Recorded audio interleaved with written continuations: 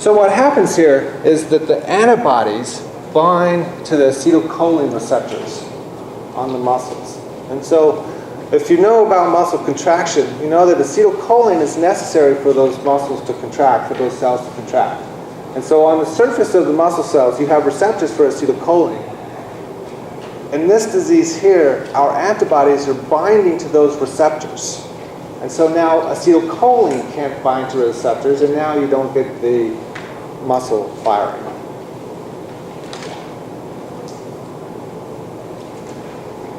Insulin-dependent diabetes.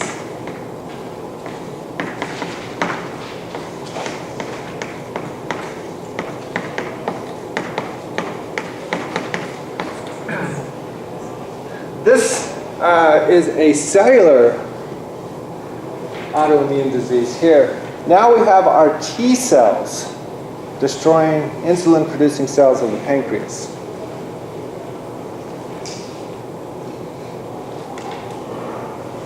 And then rheumatoid arthritis.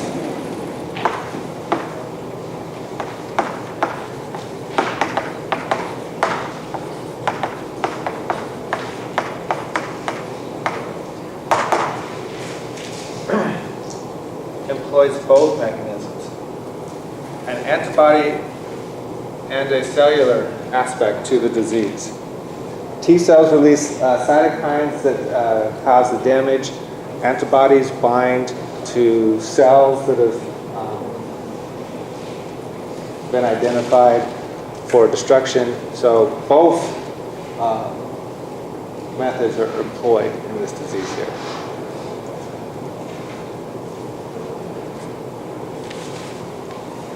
Any questions? That's type 1 diabetes? Insulin dependent, yes.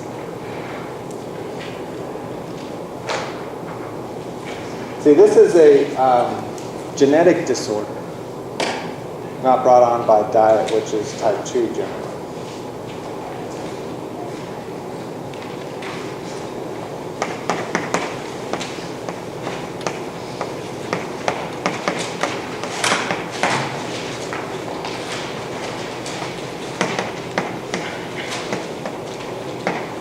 Immunodeficiency disorders.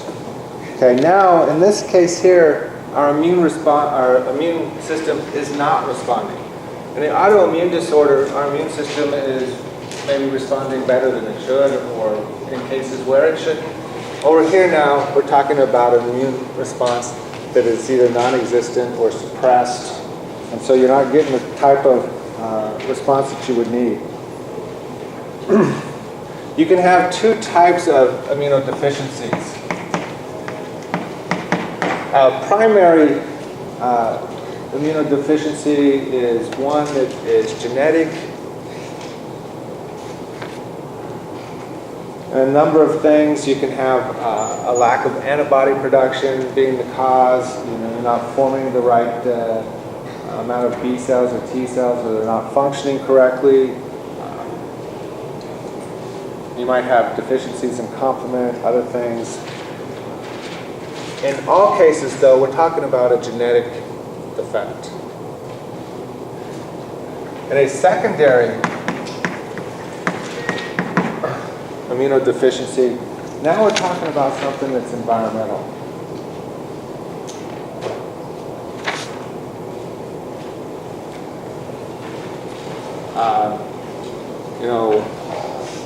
Advanced age can lead to immunodeficiency. As we get older, our immune system becomes depressed. Malignancies in the lymphoid system, where our B cells and T cells mature, can cause problems. So we're talking about cancer in the lymphatic systems.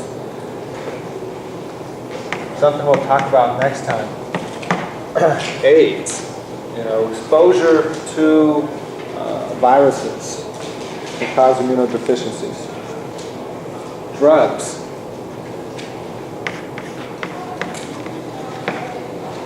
Can cause immunodeficiencies. We can suppress our immune system. Also allows for opportunistic infections to take hold as well.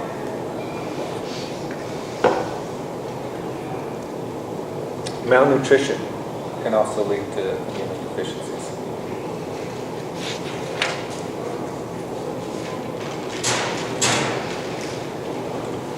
Any comments?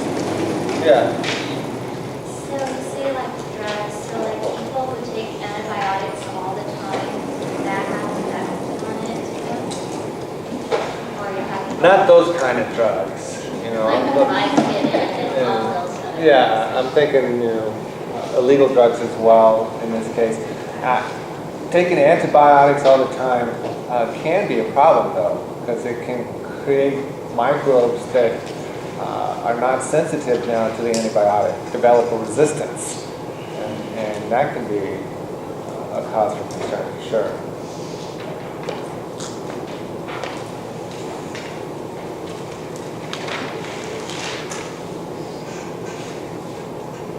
So I have some time. I just want to introduce AIDS here. This is chapter 29, and I'm kind of jumping to it because it's a immunodeficiency.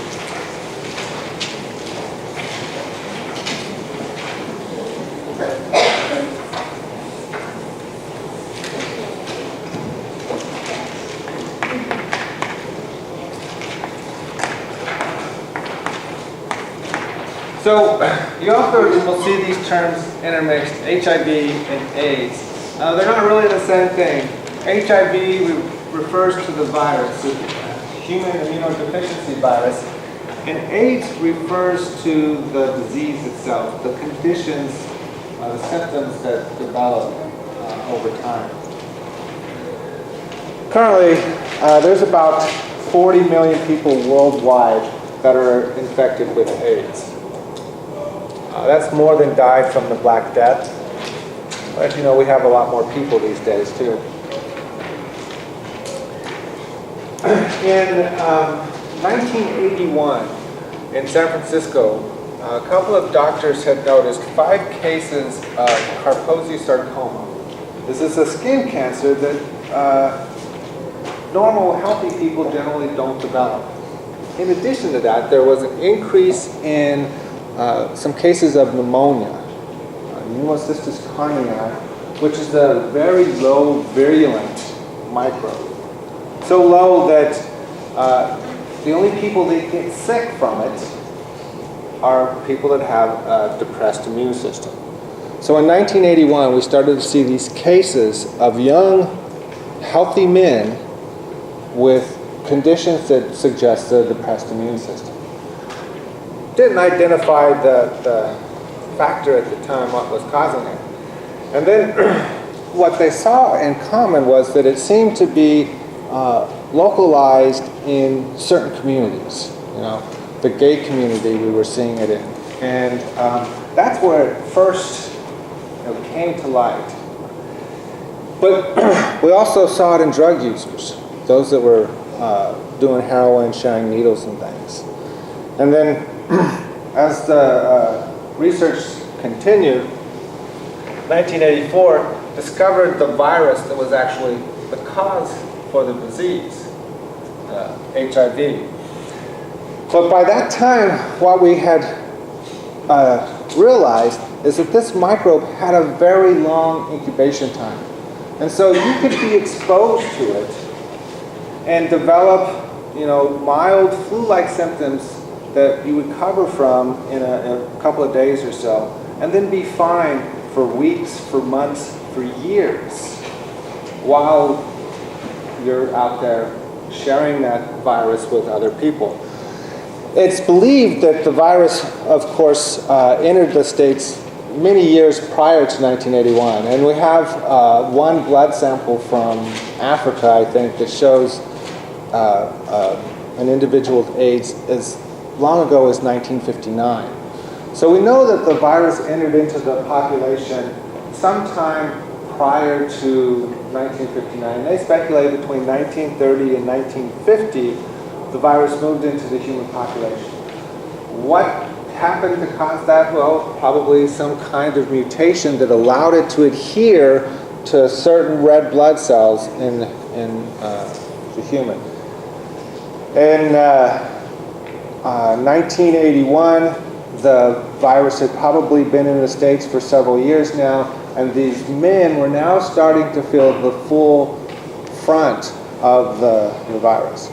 And it spread pretty rapidly in San Francisco. And part of the reason is that men are promiscuous. In one interview, there was a guy that had over 500 partners in his brief 2-year period in San Francisco. So, that's a lot. So and you can see that if you don't understand that you're sick, and we didn't really understand how the disease was spread initially, and we were only seeing it in the gay community. And it wasn't, and that was part of the problem in recognizing the disease to start with, because of where it was located. And then we were starting to see it in the heroin users as well. It didn't gain the notoriety that maybe it should have initially. And so several more years went by of the disease, moving through the population, and we started to see the incidence of AIDS continue to rise through the 80s on into the 90s. Now, it has leveled off over the last decade or so for women as well, but it is still a major concern in Africa. We see that AIDS kills, I don't know what the percentage of the population is, but a significant amount in Africa. In Zimbabwe alone, before the AIDS epidemic took hold, their average life expectancy was 52 years, 53 years. Not very long.